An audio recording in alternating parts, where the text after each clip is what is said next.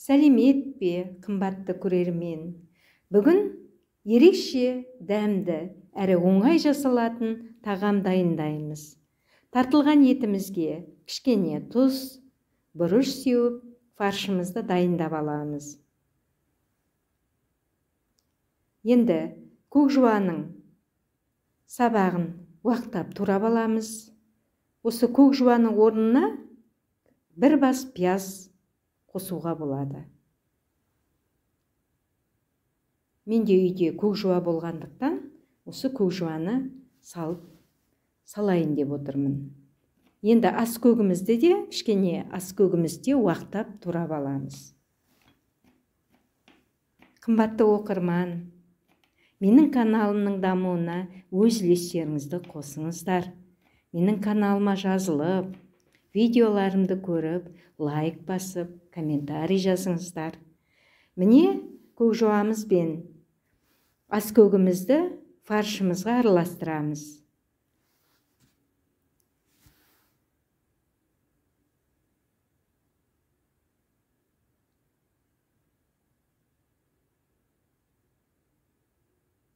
Енді лавашымызды дайындаймыз.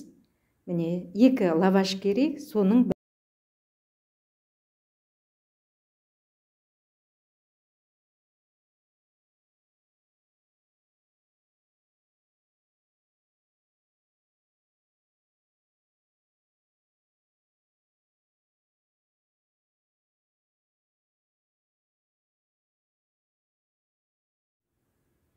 Енді үкіштен өткізілген ірімшігімізді де жұқалап сеуіп шығамыз.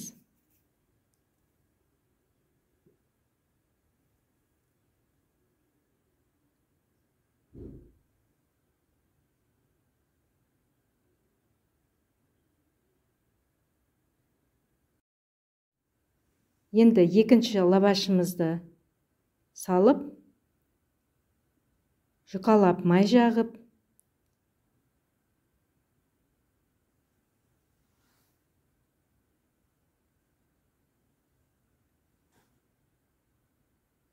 дайын тұрған фаршымызды салып, тегістеп, жұқалап жаямыз.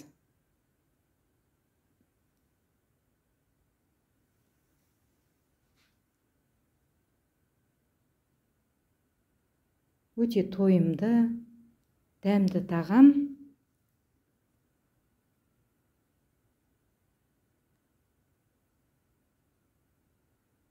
Енді осы дайын болған лавашымызды жұқалап, жеңілдеп орай бастаймыз.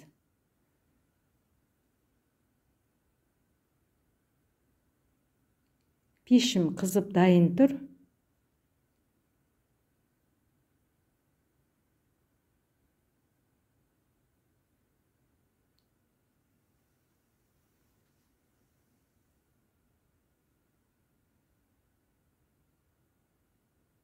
Бетіне жұмыртқаның сарысын жағып, пешке жібереміз.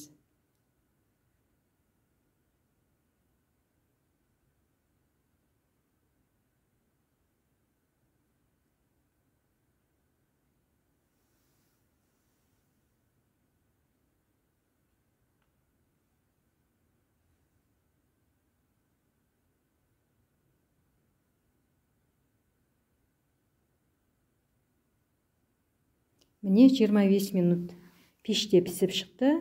Тағы да бетіне жұмыртқаның сарысын жағып,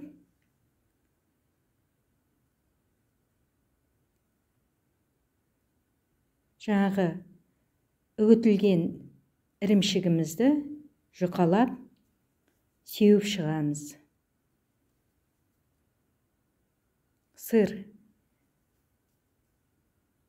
Сырды осы кішкене жұқалап сеуіп шығамыз. Көп салмаймыз.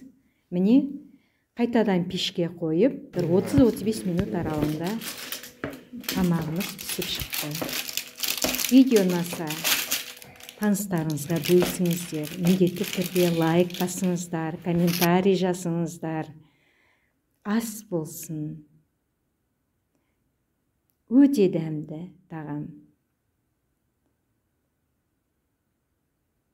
Иісі мұрын жарады. өте ыстық. Міне. Қандай сочный сорпасымен. Астарыңыз дәмді болсын.